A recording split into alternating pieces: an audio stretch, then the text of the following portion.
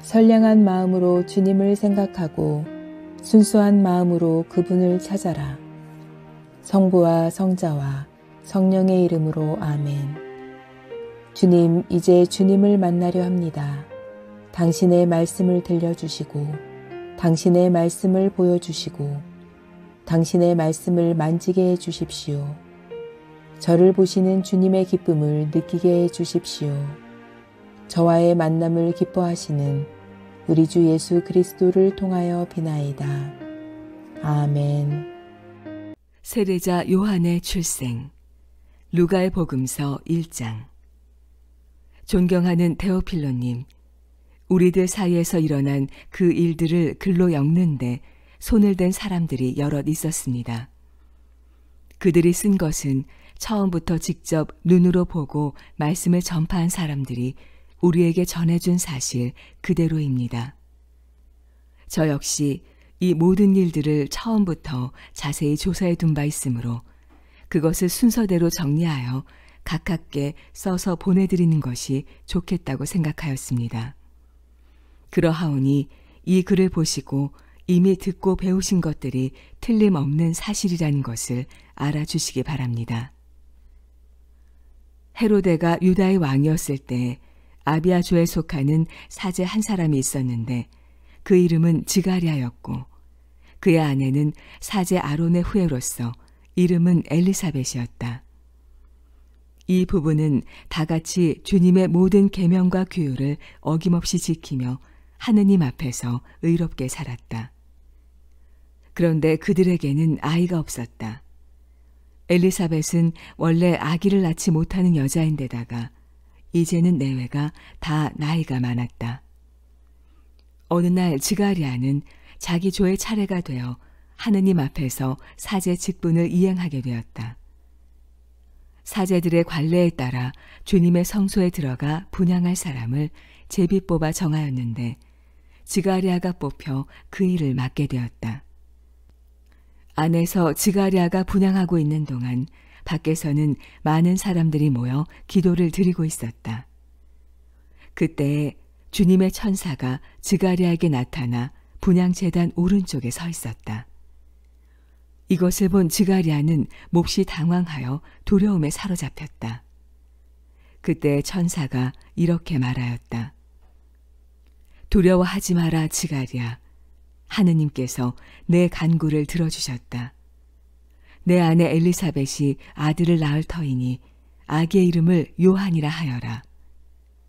너도 기뻐하고 즐거워할 터이지만 많은 사람이 또한 그의 탄생을 기뻐할 것이다. 그는 주님 보시기에 훌륭한 인물이 되겠기 때문이다. 그는 포도주나 그 밖에 어떤 술도 마시지 않겠고 어머니 태중에서부터 성령을 가득히 받을 것이며 많은 이스라엘 백성을 그들의 주 하느님의 품으로 다시 데려올 것이다. 그가 바로 엘리야의 정신과 능력을 가지고 주님보다 먼저 올 사람이다. 그는 아비와 자식을 화해시키고 거역하는 자들에게 올바른 생각을 하게 하여 주님을 맞아들일 만한 백성이 되도록 준비할 것이다. 이 말을 들은 지가랴가 저는 늙은이입니다. 제 아내도 나이가 많습니다. 무엇을 보고 그런 일을 믿으라는 말씀입니까? 하고 말하자 천사는 이렇게 대답하였다. 나는 하느님을 모시는 시종 가브리엘이다. 이 기쁜 소식을 전하라는 분부를 받들고 너에게 와 일러주었는데 때가 오면 이루어질 내 말을 믿지 않았으니 이 일이 이루어지는 날까지 너는 벙어리가 되어 말을 못하게 될 것이다. 그러는 동안 사람들은 지가랴가 나오기를 기다리고 있었는데 그가 성소 안에 오랫동안 머물고 있으므로 이상하게 여겼다. 드디어 그가 밖으로 나왔으나 말을 못하는 것을 보고 그들은 지가랴가 성소에서 무슨 신비로운 것을 보았음을 알게 되었다. 벙어리가 된 지가랴는 말을 못하고 손짓으로 신용만 할 뿐이었다. 지가랴는 사제 당번의 기간이 끝나서 집으로 돌아왔다. 그 뒤에 그의 아내 엘리사벳은 아기를 가지게 되어 5달 동안 들어앉아 있으면서 마침내 주님께서 나를 이렇게 도와주셔서 나도 이제는 사람들 앞에 부끄럽지 않게 되었구나 하고 생각하였다. 엘리사벳이 아기를 가진 지 6달이 되었을 때 하느님께서는 천사 가브리엘을 갈릴레아 지방 나자렛이라는 동네로 보내시어 다윗 가문의 요셉이라는 사람과 약혼한 처녀를 찾아가게 하셨다. 그 처녀의 이름은 마리아였다. 천사는 마리아의 집으로 들어가 은총을 가득히 받으니여 기뻐하여라. 주께서 너와 함께 계신다. 하고 인사하였다.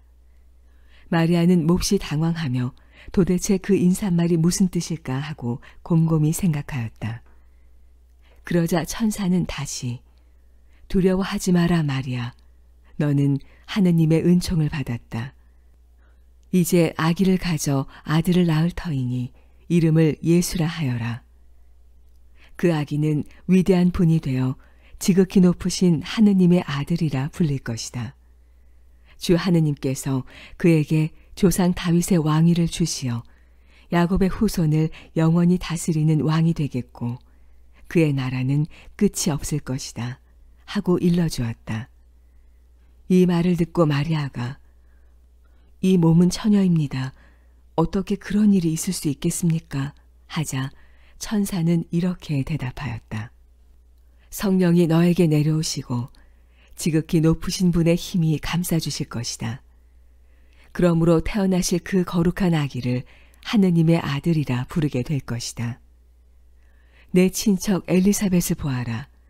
아기를 낳지 못하는 여자라고들 하였지만 그 늙은 나이에도 아기를 가진 지가 벌써 6달이나 되었다.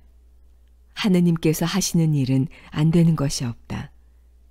이 말을 들은 마리아는 이 몸은 주님의 종입니다.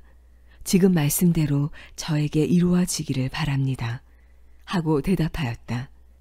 그러자 천사는 마리아에게서 떠나갔다. 며칠 뒤에 마리아는 길을 떠나 걸음을 서둘러 유다 산골에 있는 한 동네를 찾아가서 지가리아의 집에 들어가 엘리사벳에게 문안을 드렸다. 엘리사벳이 마리아의 문안을 받았을 때 그의 뱃속에 든 아기가 뛰놀았다. 엘리사벳은 성령을 가득히 받아 큰 소리로 외쳤다. 모든 여자들 가운데 가장 복되시며 태중의 아드님 또한 복되십니다.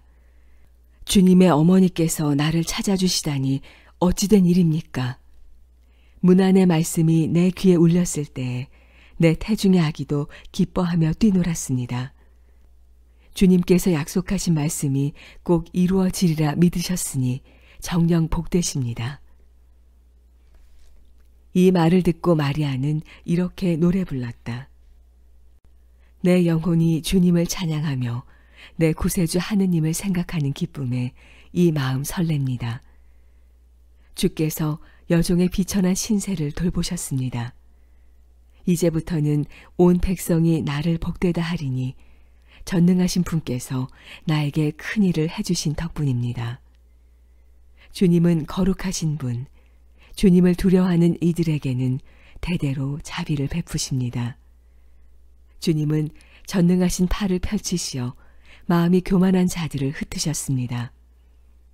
권세 있는 자들을 그 자리에서 내치시고 보잘것없는 이들을 높이셨으며 배고픈 사람은 좋은 것으로 배불리시고 부요한 사람은 빈손으로 돌려보내셨습니다.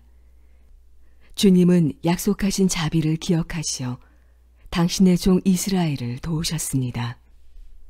우리 조상들에게 약속하신 대로 그 자비를 아브라함과 그 후손에게 영원토록 베푸실 것입니다. 마리아는 엘리사벳의 집에서 3달가량 함께 지내고 자기 집으로 돌아갔다. 엘리사벳은 달이 차서 아들을 낳았다. 이웃과 친척들은 주께서 엘리사벳에게 놀라운 자비를 베푸셨다는 소식을 듣고 엘리사벳과 함께 기뻐하였다. 아기가 태어난 지 8해가 되던 날, 그들은 아기의 할례식에 왔다. 그리고 아버지의 이름을 따서 아기를 지가리아라고 부르려 하였다. 그러나 아기 어머니가 나서서 안 됩니다. 이 아이의 이름은 요한이라고 해야 합니다. 하였다. 사람들은 당신 집안에는 그런 이름을 가진 사람이 없지 않습니까? 하며 아기 아버지에게 아기의 이름을 무엇이라 하겠느냐고 손짓으로 물었다. 지가리아는 작은 서판을 달라 하여 아기 이름은 요한이라고 썼다. 이것을 보고 사람들이 모두 이상하게 생각하였다. 바로 그 순간에 지가리아는 입이 열리고 혀가 풀려서 말을 하게 되어 하느님을 찬미하였다. 모든 이웃 사람들은 무서운 생각마저 들었다. 이 일은 유다 산골에 두루 퍼져 이야깃거리가 되었고 이 말을 들은 사람들은 모두 이것을 마음에 새기고 이 아기가 장차 어떤 사람이 될까 하고 말하였다. 주님의 손길이 그 아기를 보살피고 계신 것이 분명했기 때문이다. 아기 아버지 지가리아는 성령을 가득히 받아 예언의 노래를 불렀다. 찬미하여라 이스라엘의 주 하느님을. 당신의 백성을 찾아와 해방시키셨으며 우리를 구원하실 능력 있는 구세주를 당신의 종 다윗의 가문에서 일으키셨다. 예로부터 거룩한 예언자들의 입을 빌려 주님께서 말씀하신 대로 원수들의 손아귀에서 또 우리를 미워하는 모든 사람들의 손에서 우리를 구해주려 하심이요. 우리 조상들에게 자비를 베푸시며 당신의 거룩한 계약을 기억하시고 우리 조상 아브라함에게 맹세하신 대로 우리를 원수들의 손아귀에서 구해내시어 떳떳하게 주님을 섬기며 평생을 거룩하고 올바르게 살게 하심이라. 아가야, 너는 지극히 높으신 하느님의 예언자 되어 주님보다 앞서와서 그의 길을 닦으며 죄를 용서받고 구원받는 길을 주의 백성들에게 알리게 되리니 이것은 우리 하느님의 지극한 자비의 덕분이라. 하늘 높은 곳에 구원의 태양을 뜨게 하시어 죽음의 그늘 및 어둠 속에 사는 우리에게 빛을 비추어 주시고 우리의 발걸음을 평화의 길로 이끌어 주시리라. 아기는 날로 몸과 마음이 굳세게 자라났으며 이스라엘 백성들 앞에 나타날 때까지 광야에서 살았다. 루가의 복음서 2장. 그 무렵에 로마 황제 아우구스토가 온 천하에 호구 조사령을 내렸다. 이 첫 번째 호구 조사를 하던 때 시리아에는 퀴르노라는 사람이 총독으로 있었다. 그래서 사람들은 등록을 하러 저마다 본고장을 찾아 길을 떠나게 되었다. 요셉도 갈릴레아 지방의 나자렛 동네를 떠나 유다 지방에 있는 베들레헴이라는 곳으로 갔다. 베들레헴은 다윗 왕이 난 고을이며 요셉은 다윗의 후손이었기 때문이다. 요셉은 자기와 약혼한 마리아와 함께 등록하러 갔는데 그때 마리아는 임신 중이었다. 그들이 베들레헴에 가 머물러 있는 동안 마리아는 달이 차서 드디어 첫 아들을 낳았다. 여관에는 그들이 머무를 방이 없었기 때문에 아기는 포대기에 싸서 말구 위에 눕혔다. 그 근방 들에는 목자들이 밤을 새워가며 양떼를 지키고 있었다. 그런데 주님의 영광의 빛이 그들에게 두루 비치면서 주님의 천사가 나타났다.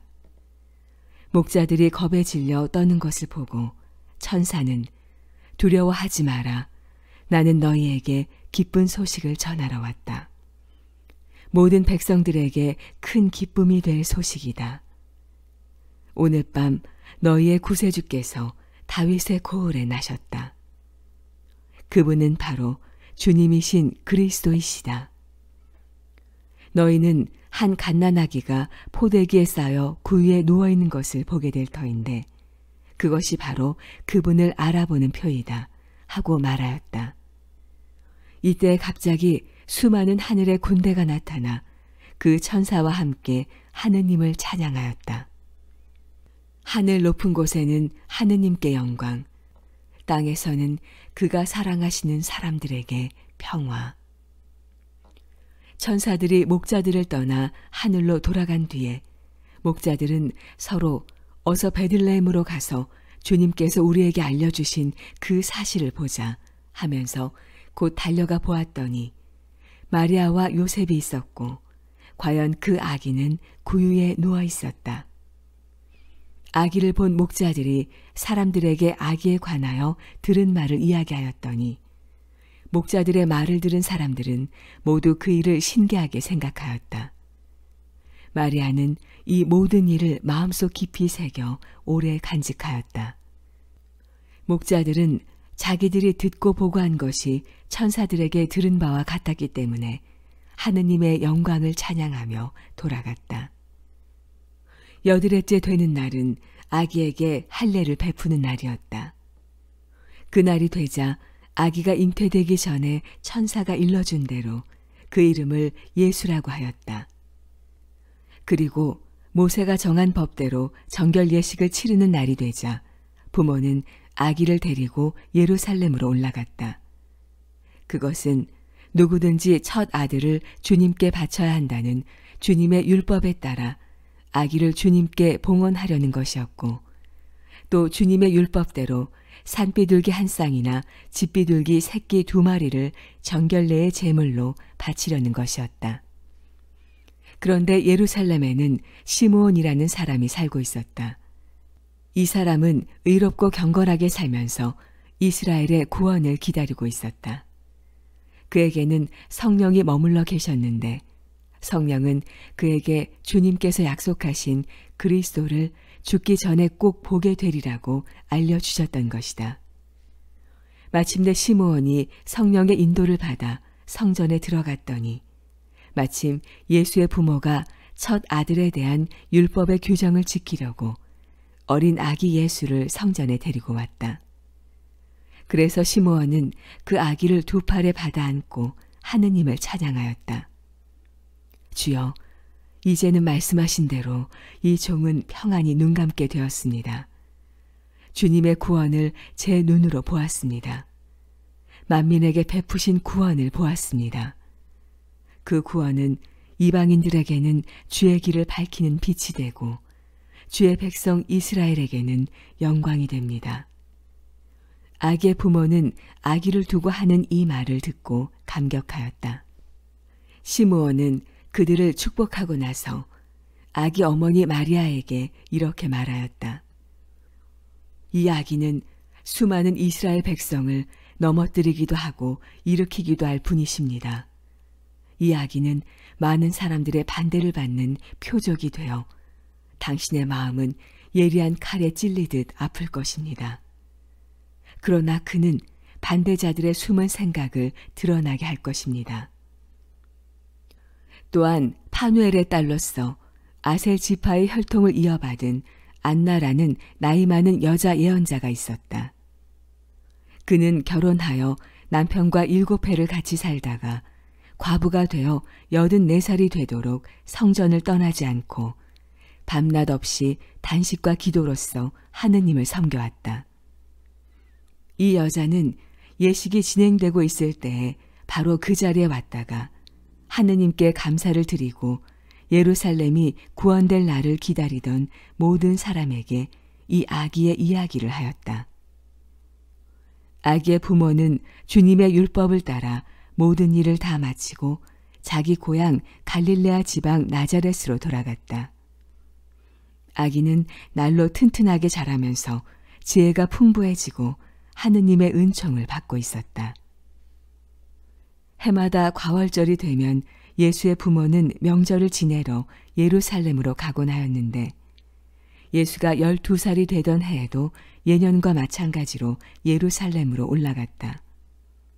그런데 명절의 기간이 다 끝나 집으로 돌아올 때에 어린 예수는 예루살렘에 그대로 남아 있었다. 그런 줄도 모르고 그의 부모는 아들이 일행 중에 끼어 있으려니 하고 하룻길을 갔다. 그제야 생각이 나서 친척들과 친지들 가운데서 찾아보았으나 보이지 않으므로 줄곧 찾아 헤매면서 예루살렘까지 되돌아갔다. 사흘 만에 성전에서 그를 찾아냈는데 거기서 예수는 학자들과 한자리에 앉아 그들의 말을 듣기도 하고 그들에게 묻기도 하는 중이었다. 그리고 듣고 있던 사람들은 모두 그의 지능과 대답하는 품에 경탄하고 있었다. 그의 부모는 그를 보고 깜짝 놀랐다. 어머니는 예수를 보고 얘야, 왜 이렇게 우리를 애태우느냐? 너를 찾느라고 아버지와 내가 얼마나 고생했는지 모른다 하고 말하였다. 그러자 예수는 왜 나를 찾으셨습니까? 내가 내 아버지의 집에 있어야 할 줄을 모르셨습니까? 하고 대답하였다. 그러나 부모는 아들이 한 말이 무슨 뜻인지 알아듣지 못하였다.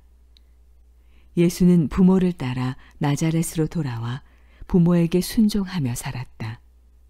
그 어머니는 이 모든 일을 마음속에 간직하였다. 예수는 몸과 지혜가 날로 자라면서 하느님과 사람의 총애를 더욱 많이 받게 되었다. 성당 건축을 위해 기도합시다. 주님, 우리 교회가 그리스도를 닮은 공동체가 되기를 소망합니다. 소외되고 어려운 이들을 품으셨던 주님, 우리의 의지와 힘만으로는 당신을 담을 수 없사오니 당신의 은총을 내려주시옵소서. 우리의 길을 안내하시고 이끌어 주시는 하느님, 오늘도 우리와 동행하여 주시니 감사하나이다. 성당 건축을 준비하는 모든 이들이 지치지 않고 좋은 결정을 내릴 수 있도록 이끌어 주시고 도와주시옵소서. 언제나 교우들의 건강과 안전을 지켜주실 간구하며 우리 주 예수 그리스도를 통하여 간절히 기도하나이다. 아멘.